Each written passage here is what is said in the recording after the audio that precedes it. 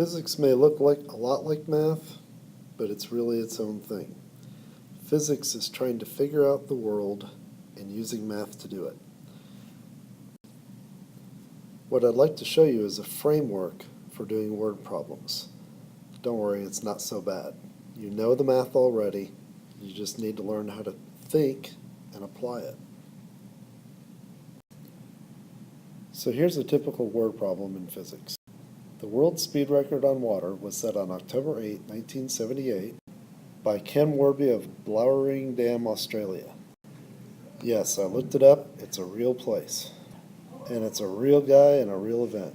Anyway, the physics part of the word problem says, if Ken drove his motorboat a distance of 1,000 meters in 7.05 seconds, how fast was his boat moving? You've seen this kind of problem before. First, we're going to list the given information. Now be sure to record the variables and the units. That helps in the long run. The second step is to list the unknown variable. This question asks how fast was his boat moving? So simply, the unknown variable is speed. The next step is to write the original equation. This equation should include all the variables listed in the givens and the unknown. Do not be tempted to use numbers at this stage. They will only cause problems. On occasion, the original equation does not give you the answer in the way that you want it. For instance, what if you were solving for t instead of v? In this case, you have to do equation transposing.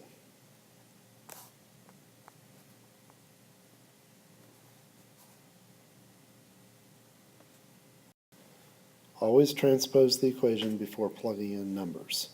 So if your original equation is not what you're looking for and you have to transpose it, this is when you do it.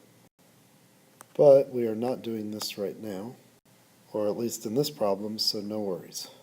The final step is where you solve it, where you plug in the variables into your equation. Just plug it in. Remember to include units. Very important. Don't bother picking up the calculator until you've checked the units. In this case, the units left are meters over seconds, which is the correct unit for speed, meters per second. So now you can get out your calculator. And the last step is to think about your answer. Here we have a very large distance divided by a relatively small time, so it makes sense that it's such a large speed. So the 4 steps. Under givens, list the given information. Don't forget the variable and the unit. Unknown variable is simply what you're solving for. Can't solve it if you don't know. Under the equation, list the given equation. Look back at your givens, look at your unknown variable. You should see a pattern. You should recognize what equation. It might take a little bit. If you need to transpose the equation, do so here before you do numbers. Sometimes you'll have to transpose the equation to isolate your unknown variable. The last step is to plug it in. Look at your given information and plug everything into the equation. And don't forget to think about your answer.